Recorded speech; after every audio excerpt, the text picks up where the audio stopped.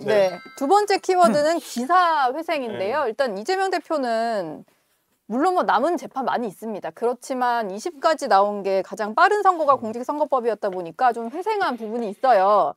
그러다 보니까 혹시 이재명 대표와 윤석열 대통령이 원래 뭐 동시 청산론 이런 게 야당에서도 얘기를 했었는데 혹시 동시 회생하는 거 아니냐? 이게 혹시 대통령의 탄핵 선고에 영향을 미칠 수 있지 않냐? 이런 얘기들을 하는데요. 좀 미칠 수 있다. 미친다면 어떤 영향을 미칠 것 같다. 이런 얘기를 좀 적어주시면 될 것 같아요. 일단 국민의힘 같은 경우는 이재명 대표의 오늘 선고에 대해서 대법원에서 좀 바로잡히길 바란다. 이런 입장을 좀 냈고요. 그러다 보니까 빨리 대법원 선고가 있어야 된다. 이런 논리를 앞으로도 계속 할 것 같습니다. 세 분의 답을 좀 차례대로 좀 볼게요. 네. 저는 식물원제. 식물원제. 네, 그러니까 이게 이제 제가 그럼 영향을 미칠 수 없다. 한덕수 이거는? 총리 예. 아니요, 영향을 미치는 거죠. 예. 한덕수 총리 결정문을 보면서 처음으로 물음표를 가졌는데 그날 밤에 유재하 변호사랑 제가 통화를 하면서 가능성이 있을 것 같다라고 둘이 의견의 일치를 좀 봤거든요.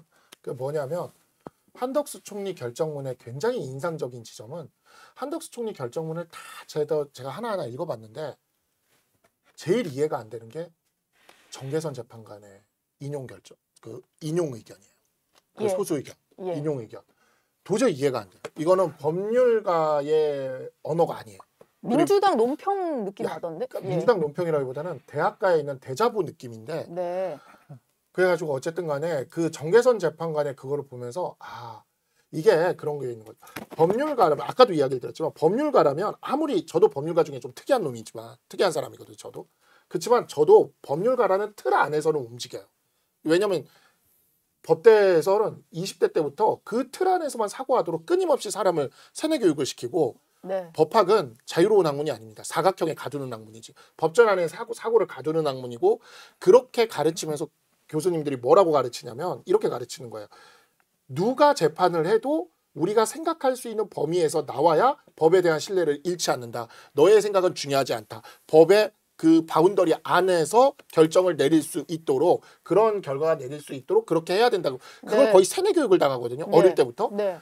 근데 정계선 재판관은 그걸 벗어나서 거를 보여주는 거예요. 근데 이게 제가 느껴지는 게 뭐냐면 하나의 뉴노멀이 느껴지는 거죠. 지금까지는 아무리 성향이 다르고 생각이 달라도 법원을 깨먹을 생각은 안 했고 재판을 깨먹을 생각은 안 했고 사법 시스템을 깨먹을 생각은 안 했는데 정계선 재판관은 그걸 깨먹을 수 있다는 걸 보여준 결정문이었어요. 근데 오늘 이재명 대표의 이 재판 결과를 보니까 이 항소심 재판부도 비슷한 거예요. 그걸 깨먹을 수 있다는 걸 보여준 거예요. 어떻게 이렇게 대법원이 법률심을 하는 것까지 착실하게 고려해서 이런 판결을 내주냔 말이죠. 그러니까 이렇게 판사들이 재판관들이 진영 논리에 빠지게 된다면 저는 그냥 우스갯소리처럼 이야기를 했지만 진짜 이제 그 우리가 한 번도 상상해 보지 못한 그 진영 논리가 끝까지 만약에 재판부에서 벌어졌을 때 어떤 일이 벌어질 수 있느냐를 보여줄 수도 있을 것 같아요. 그게 뭐냐? 지금 현재 우리가 많이들 이야기를 하는 게 어제 그 한덕수 총리 그저께 나온 한덕수 총리 결정문을 보고 6대2냐 5대3이냐 이게 이제 좀 갈라져요. 예를 들어 정족수 문제에서는 6대2로 갔어요. 그런데 이제 마은혁 재판관 임명 문제에서는 5대3으로 갔죠.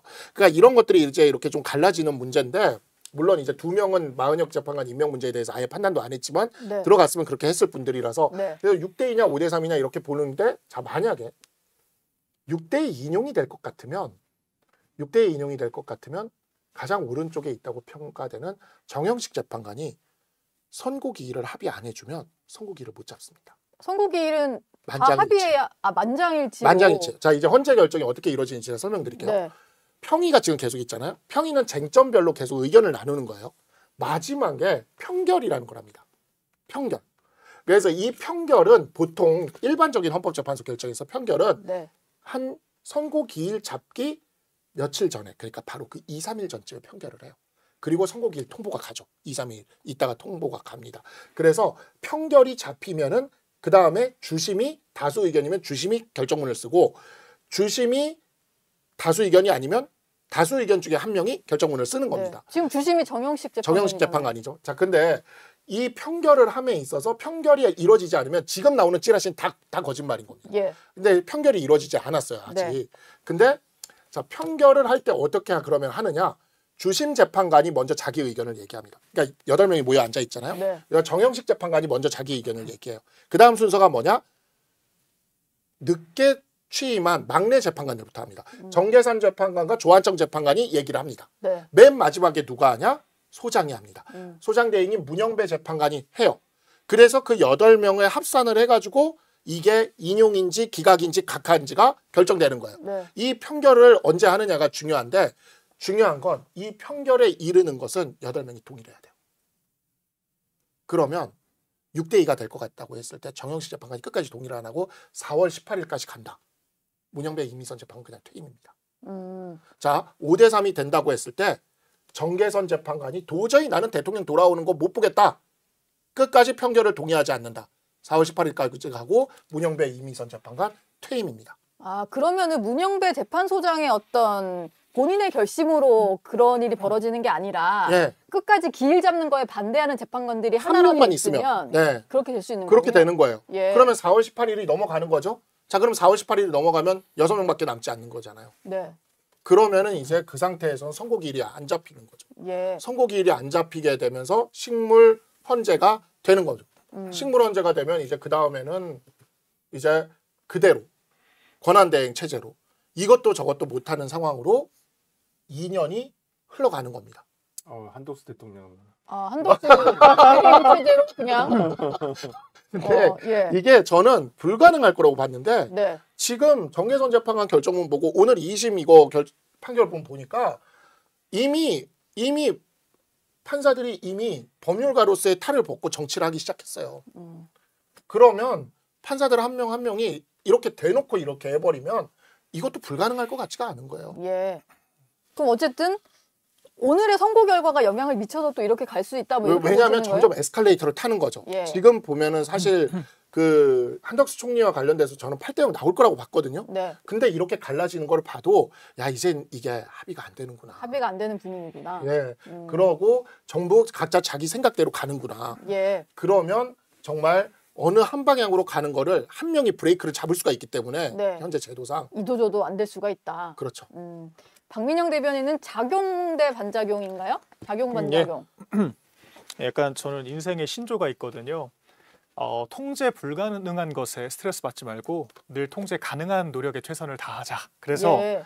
근데 이런 사고의 기반은 늘 작용이 있으면 반작용이 있습니다. 그러니까 좀 불쾌한 결과가 있더라도 꼭 거기에서 그치는 것은 아니거든요. 늘 함의가 있다라는 건데, 그러니까 저도 박상수 변호사님 같은 맥락에서 더 이상 법리가 중요한 기준이 아니게 됐다라고 생각을 하거든요. 사실 이렇게까지 궤변으로 그 판결문을 쓸 수 있다라고 하면 사실 기각 결정문 쓰는 건 전 일도 아니라고 생각해요. 왜냐하면 위헌 위법이 있었지만 이게 파면에 이를 정도의 중대한 귀책 사유가 아니라고 할 수 있고, 또한 이게 국민들의 신의를 상실했다라고 보기가 어렵고, 지금 지표상으로 봤을 때 또한 이것이 국가적인 실익을 생각했을 때 파면보다는 대통령이 스스로의 어떤 거취를 결정하는 것이 바람직할 수 있다. 쓰기 나름인 거거든요. 그러니까 저는 원래 법리를 그렇게 신뢰하진 않았습니다만 최근에 이제 그런 믿음들이 많이 박살이 나버렸고, 근데 이제 이런 인식이 저만 그런 게 아닐 겁니다. 그러니까 오늘 판결을 보고 두 분도 말씀하셨지만 어떤 결과가 나와도 이상하지 않은 사회가 돼버렸어요. 그러니까 뭔가 준거라는 게 사라졌거든요. 그래서 네. 이제 와서 사실 이재명 2심에서도 무죄가 나오는데 윤 대통령 기각된다라고 해서 국민들이 그렇게 낯설게 받아들이지 전 않을 것 같습니다. 그래서 이 보수 재판관들이 뭔가 마음속에 뭔가 일말의 부채감이 있었다면 오늘로써 씻겨졌을 거라고 생각해요. 그래서 이렇게 되면 사실 국가적인 이익을 생각했을 때 좀 양 진영 간의 밸런스를 맞춰주는 게 낫지 않겠습니까? 그러니까 예. 2심에서 무죄가 났는데 윤 대통령을 파면한다고 하면은 이거는 사실 이재명 대통령 만들어주는 직행버스를 지금 운영을 하는 거랑 다름이 없는 거거든요. 이거를 누구보다 잘 알 보수 재판관들이 이제 와서 그런 판단을 할까? 그래서 저는 이제 기각으로 귀결이 안 된다라 그러면 말씀하신 것처럼 정말 식물 헌재가 될 수도 있겠다. 이 생각이 들고요. 네. 또한 이게 법리가 중요하지 않다라고 했을 때 이게 뭐랄까요? 그 윤 대통령에 대한 그런 복귀 결정도 우리가 예상한 것보다 그렇게 불행하진 않을 수도 있겠다는 생각도 저는 많이 들 것 같아요. 그러니까 무슨 뭐 2차 계엄을 하니 3차 계엄을 하니 이런 얘기도 하지만 사실 이렇게까지 사법부가 자기에 의해서 정치권에 개입할 수 있다라고 하면 억지력이 되는 거거든요. 어찌 보면. 그래서 뭔가 국민들이 가지고 있는 그런 불안감들도 많이 해소가 됐을 거라고 저는 생각을 하고, 그래서 복합적으로 봤을 때 오늘 이 보수 지지자들이 심지어는 이런 말도 하더라고요. 이게 제가 옳다라는 게 아닙니다. 이러니까 개엄했지. 그러니까 윤 대통령이 사법 질서가 이 나라에서 무너졌다라고 이야기를 했어요. 그러니까 이 메시지가 저렇게까지야 했던 사람들도 이제 와서는 진짜 그렇네. 그러니까 많은 또 보수 정치인들이 아니 내년까지 버텼으면, 그러니까 올해죠. 그 이재명 대표 2심도 나올 거고 자연스럽게 정리가 될 텐데 뭐하러 이렇게 무리하게 작년에 네. 개혁을 시간은 우리 편이었는데 했느냐. 뭐 이런 식의 이런 표현. 얘기를 했지만 오늘로써 그렇지가 않구나. 그러니까 이런 것들도 저희가 확인을 한 거거든요. 그래서 예. 저희가 진짜 웃는 게 아닌 상황인데 그 사회가 이게 네. 여러 좀 안타까운 학습들을 하고 있는 것 같아요. 네. 그런데 또 저희가 그런 불행한 사건들을 또 딛고 일어나야 되지 않겠습니까? 그래서 일단은 좀 양진영의 균형을 맞출 수 있는 좀 하나의 그 가교로서 윤 대통령이 복귀를 해서 좀 정치력을 발휘를 하는 그런 상황. 그러니까 그리고 어차피 윤 대통령이 지금 사실 복귀를 하더라도 전과 같은 통치 행위는 저는 어려울 거라고 보고 있습니다. 그래서 그렇죠. 네. 그런 상황으로 봤을 때는 차라리 그렇게 해서 조금 더 양 진영이 휴지를 갖고 좀 뭐가 옳고 그른지에 대해서 좀 머리 식히고 좀 시간을 가지는 것도 괜찮겠다. 저는 그런 귀결도 가능할 거라고 봐서 네. 오늘의 그런 결과가 오히려 윤 대통령의 기각 가능성은 더 높아지게 만들었다. 더 높였다. 그렇죠. 예. 설주환 변호사는 저는 최선 아니라면 차선. 네. 최선은 뭐였을까요? 최선이요? 네. 그게 진영마다 다를 것 같은데. 약간은 다를 수 예. 있는데 그 아마 음모론. 저는 그냥 중도 저는 객관적으로 중도 예. 입장에서 중도 봤을 때 입장에서. 두 분 다 가시는 거예요. 두 분 다 가시는 거. 네. 근데 차선은 뭐냐? 한 분만 보낼 수는 없다. 둘 다 사는 거. 둘 다 돌아오든지 해야 된다. 네. 라고 생각하시는 분들이 많지 않을까라는 예. 생각을 해봅니다. 그러니까 오늘 결정을 보고 저는 보수 지지층 내에서 보수 지지층 내도 많이 갈라져 있지만은 강성이든 아니면 중도 쪽에 가까우시든 간에 보수 지지층이라고 한다면 오늘 많은 하나의 생각을 했을 거예요. 야, 이대로는 안 되겠는데. 네, 맞아요. 네, 네. 이 생각을 굉장히 많이 했을 거라는 생각이 들어요. 네. 우리가 네 가지의 경우의 수가 있었어요. 오늘 판결 전까지만 하더라도 이재명 대표가 유죄, 그다음에 무죄, 그다음에 윤석열 대통령이 인용, 기각. 근데 이제는 이 교차되는 네 가지의 경우의 수가 있었는데 이제는 유죄는 없어졌잖아요. 이재명 대표의 무죄만 무죄. 남는 거예요. 상수가 남고 예. 여기가 인용이냐, 기각이냐 이 문제만 남는 건데 이재명 대표가 무죄가 됐는데 아까 말씀하신 대로 헌재에서 윤석열 대통령이 파면된다. 인용이 돼서 파면된다. 여기에 대해서 그렇게 될 확률은 높습니다. 현실적으로는. 그렇지만은 여기에 대해서 상당히 감정적으로 반감을 가지신 분들이 굉장히 많을 것이다. 네. 그러면 과연 오늘의 결정이 판결이 이재명 대표에게 그냥 날개를 달아준 것일까? 대통령으로 가는? 저는 아니라고 봐요. 오히려 헌재 판결에 영향을 또 줄 수 있을 말씀하신 것이다. 대로 네. 만약에 인용이 될 것 같으면 보수 쪽 재판관 한 명이 인용이 될 것 같은 분위기예요. 그런 건 분명히 느낄 수 있잖아요. 아니, 근데 보수 쪽 재판관 한 명이 판결 안 하겠다고 끝까지 버티고 4, 50번까지 근데 제가 갈 수도 있는 거예요. 그러니까 물론 그 네. 경우도 있는데 저희가 말씀드리고 싶은 것은 이제 그렇지 않고 이제 판결이 난다는 전제하에 4월 네. 18일 전에 어떤 인용이 될 수 있다는 전제하에 그럼 조기 대선으로 가잖아요. 그럼 조기 대선으로 간다고 쳤을 때 이게 가장 현실적으로는 오늘까지로는 굉장히 높은 확률이죠. 아직 윤석열 대통령에 대한 탄핵 결정이 어떻게 날지는 모르겠지만은 예. 그렇다고 한다면은 만약 대통령 선거에 들어가요. 원사이드하게 이길 수 있을까요? 그렇지 않을 수도 있다라고 저는 생각을 해요. 그리고 보수 진영 내에서 아니면 중도 보수층에서 어떤 입법부와 행정부의 과도한 힘을 남용하는 그 민주당 정권에 대해서 상당히 조금 거부하는 아니면 두려워하는 그리고 저렇게 돼서는 안 된다. 견제와 균형이 필요하다라고 생각하는 중도층의 국민들도 분명히 있으시단 말이에요. 예. 그렇다고 한다면 네. 이제부터는 키가 국민의힘으로 넘어오는 거죠. 보수 진영이 어떻게 잘 어떤 대항할 수 있는 후보를 뽑을 것인가 예. 이거에 대한 것도 필요하다고 보이고요. 그 점에 대해서 이제 상수가 뭐냐? 예. 상수 상수? 여기 상수는 여기. 윤석열 대통령이에요. 윤석열 대통령. 네. 그 안에서 어떤 역할이나 어떤 메시지를 통해서 예. 보수 진영을 단합시킬 것인지 정말 분열의 끝을 갈 것인지는 네. 정말 일단 윤석열 대통령의 상수가 있기 때문에 이걸 잘 고려를 해서 오히려 더 다이내믹해질 수 있다. 그리고 보수 네. 지지층에서도 이제 한 가지 명제는 섰어요. 1번 우리 이재명을 대통령으로 만들 수 없다. 네. 이것을 명제는 썼습니다. 2번 두 번째 그럼 누구를 세워야 될 것인가? 여기에 대해서는 이제 백가쟁명의 토론과 경쟁이 있겠지만 여기서 현명해져야 된다. 예. 네, 저는 그렇게 생각합니다. 그러니까, 지금 저희가 시간이 네. 많지 않아서 네. 잠깐 좀 정리하고 짚어봐야 될 부분이 하나 더 네, 있기는 네. 해요. 네. 예, 이재명 뭐 대표가 있어요? 오늘 당장 안동으로 내려가가지고 산불 지금 당연히 너무 그거는- 심각하니까 네. 정말로 이제 대권 주자로서의 행보를 음. 공개적으로 시작을 했고요. 근데 또 간과할 수 없는 부분이 이재명 대표가 받고 있는 재판이 5가지입니다. 네. 저희가 또 잠깐 까먹으셨을 수 있으니까 음. 그래픽으로 한번 준비를 해봤는데 5개 재판 중에 위증교사 혐의가 1심 무죄가 났고 2심이 진행 중이고요. 오늘 선거법에서 2심 무죄까지 나왔고 음. 진행 중인 게 대장동과 성남 FC 사건 그리고 법인카드 유용 사건, 대북 송금 의혹 사건이 있어요.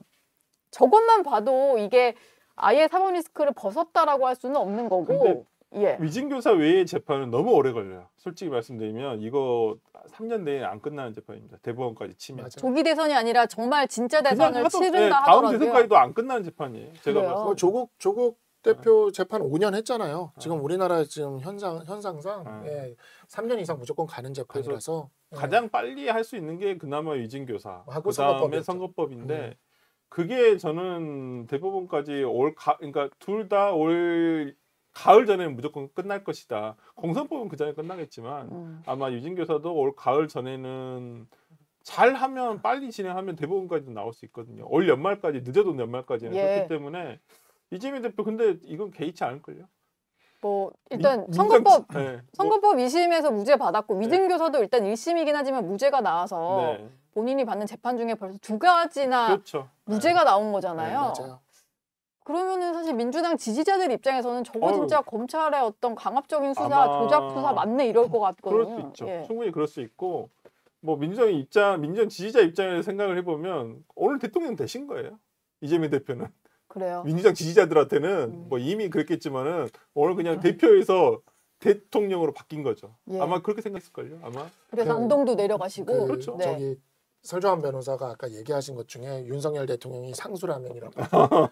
제가 미안해요. 이름이 그러니까 상수했어. 정말 상수라면 오늘 오늘 판결은 저도 정신이 번쩍 들거든요. 사실 번쩍 드는데 이제는 보수가 지금 한가할 때가 아닌 것 같아요. 그냥 진짜 이제는 뭘 해야 돼요 그러면? 그냥 일치 단결밖에는 이젠 길이 없다라고 생각이 들어요. 네. 그냥 뭐 헌재 결정이 하나가 지금 남아 있고 헌재 결정은 뭐 헌재 재판관 8명이서 그분들도 이제는 저는 뭐 요즘 이제 판사와 재판관 뭐 이렇게 대한 이 법률가로서 기본적인 그 존경과 존중이 요즘 많이 사라지고 있어요. 그죠?